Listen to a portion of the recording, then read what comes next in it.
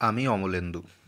আজ শোনাব লীলা মজুমদারের একটি সুন্দর গল্প, বুটু ও পটদিদি। আমার পটদিদির গল্প আগেও করেছি। পটদিদির মেয়ে বুটু, বুটুর মেয়ে মালবিকা। আমার নাতনি মালবিকা কাননের গানের খ্যাতি চারিদিকে ছড়িয়ে আছে।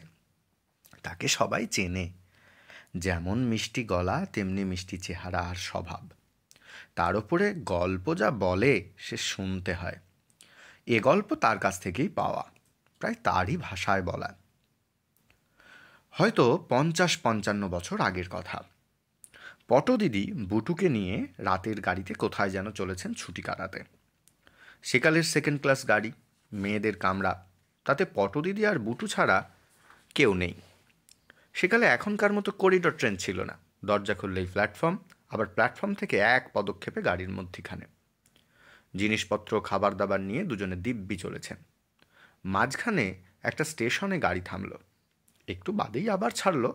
ছাড়ার পর যেই একটু বেগ বেড়েছে অমনি দরজায় দুমদাম ধাক্কা, কিন্তু দরজা ভেতর থেকে বন্ধ। মায়ে ঝিয়ে বই পড়ছেন। ধাক্কার শব্দ শুনে বই রেখে দুজনে জানলা দিয়ে দেখেন একটা ঝাঁকড়া চুল, লাল চোখ, সন্ডামার্কা লোক পাদানিতে দাঁড়িয়ে দরজা খুলুন, দরজা খুলুন বলে চেঁচাচ্ছে। পটদিদির বড় দুঃখ হলো। বুটুকে বললেন, খুলে দিই, কি বলিস? বুটু বলল, মোটেই না। পুরুষ মানুষদের এত গাড়ি থাকতেও মেয়েদের গাড়িতে উঠতে চাইবেই বা কেন? চেহারা দেখেই বোঝা যাচ্ছে লোকটা চোর। পটদিদি বিরক্ত হলেন। বাইরের চেহারা দিয়ে কাউকে বিচার করতে হয় না বুটু। হয়তো ভুল করে এই গাড়িতে উঠেছে, কি কাতরভাবে ডাকছে শোন একবার। বুটু নির্দয়ভাবে বলল, সব ভাঁওতা, পাক্কা চোর, দরজা খুললেই গলা টিপে ধরবে। কিন্তু যদি পড়ে যায়? মোটেই না, পড়বে না। ঝুলে ঝুলে অভ্যাস হয়ে গেছে, হাতের মাসল দেখছো না? বলা বাহুল্য এসব কথাবার্তায় লোকটার কর্ণগোচর হচ্ছিল। সেও মকা পেয়ে পটদিদির উদ্দেশ্যে নাকি সুর ধরল। ও মা গো, আর তো পারি নে, এক্ষুনি পড়ব। আর থাকতে না পেরে পটদিদি বললেন, দিচ্ছি খুলে। বুটু বলল, চেন টানবো বলে রাখলাম, আমার মন গলানো অত সহজ নয়। কি আর করেন পটদিদি, আবার বসে পড়ে লোকটাকে বলতে লাগলেন, সে কথা সত্যি বাছা, এদের বংশ যেমনি কঠিন হৃদয় তেমনি বদরাগী। দয়া মায়া বলে এদের কিচ্ছু নেই, কিছু মনে করো না বাছা, সাবধানে ঝুলে থাকো, দেখো পড়ে টরে যেও না। এই বলে পটদিদি আবার বই খুললেন। একটু পরেই লোকটা আবার জানতে লাগলো, ও মা, বড্ড জল তেষ্টা পেয়েছে, একটু জল দিন না মা। পটদিদি বললেন, সেটা দিতে বোধহয় বাধা নেই। তারপর রাগতভাবে মেয়ের দিকে ফিরে জিজ্ঞাসা করলেন, সঙ্গে ভীমনাগের সন্দেশ আছে, তার দুটো একটা দেওয়া যেতে পারে কি? বুটু বই থেকে মুখ না তুলেই বলল, যেতে পারে, যদি দরজা না খুলে দেওয়া যায়। পটদিদি জানলা দিয়ে হাত গলিয়ে জল আর সন্দেশ দিলেন। লোকটা সেগুলো খেয়ে সন্দেশের খুব প্রশংসাও করলো। তারপর ওই অবস্থায় ঝুলে ঝুলে পটদিদির সঙ্গে গল্প করতে করতে যেই দেখলো দূরে স্টেশনের আলো, অমনি টপ করে চলন্ত ট্রেন থেকে নেমে অদৃশ্য হয়ে গেল।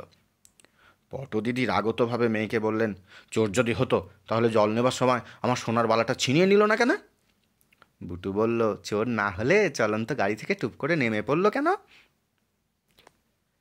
এই মালবিকার কাছেই শোনা আর একটা পারিবারিক গল্প বলি। বিখ্যাত গায়ক হেমেন্দ্রলাল রায় হলেন মালবিকার জ্যাঠামশাই। বিয়ে থা করেননি। ভাগলপুরের গঙ্গার ধারে বুড়ি মায়ের সঙ্গে তার পৈতৃক বাড়িতেই থাকেন। একতলার ঘর, পুরনো বাড়ি, জানলা সব লটখটে, শিকটিক নেই। শীতের রাত, এমন সময় কোনো উপায়ে জানলা খুলে ঘরে চোর ঢুকল। খুটখাট শুনে হেমেন্দ্রলাল জেগে উঠে মশারি থেকে বেরিয়ে এলেন। বেরিয়েই চোরকে দেখে মহা রেগে মারবার জন্য তেড়ে গেলেন, কিন্তু তার নাগাল পাওয়ার আগেই চোর অজ্ঞান হয়ে মাটিতে পড়ে গেল। হেমেন্দ্রলালের চক্ষুস্থির, ব্যাটা মরে টরে গেল না তো? এই কথা মনে হবা মাত্র তিনি এমনি চেল্লাচিল্লি করতে লাগলেন যে পাশের ঘর থেকে বুড়িমা তো বটেই, পাড়াশুদ্ধ লোক এসে হাজির হলো। কেউ বলল, আহা, অমন ব্যবহার করতে আছে, ভয়ের চোটে ভিড়মি গেছে। কেউ বলল, রাগ তো হবারই কথা, তাই বলে এত পেটাবেন যে অজ্ঞান হয়ে যাবে, হয়তো মরেই গেছে। বুড়িমা বললেন, কতবার তোকে রাগ দিয়ে মানা করেছি না, এখন হাতে হাত করা পড়ুক। হেমেন্দ্রলাল যতই বলেন চোরকে তিনি ছোননি, তা সে কথা কে শোনে? শেষটা ওই কনকনে শীতের রাতে বেশি করে টাকা কড়ি দিয়ে একটা ছ্যাকড়া গাড়ি ডেকে এনে তাতে করে অচেতন চোরকে নিয়ে হেমেন্দ্রলাল হাসপাতালে গেলেন। অত রাতে রুগী নিয়ে বেশি কিছু খরচ করে তবে চিকিৎসা মিলল। ওষুধপত্র পেটে পড়তেই চোরের জ্ঞান ফিরল।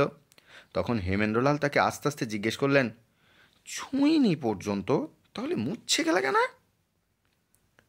লোকটা বলল, আগে কদিন খেতে পাইনি, তাই সেই জন্যেই চুরি করতেও গেছিলুম। পেটের দায়ে চোর হয়েছি বলে হাও হাও করে কাঁদতে লাগলো। হেমেন্দ্রলাল ভয়েই মরেন, এই না আবার মুচ্ছ যায়।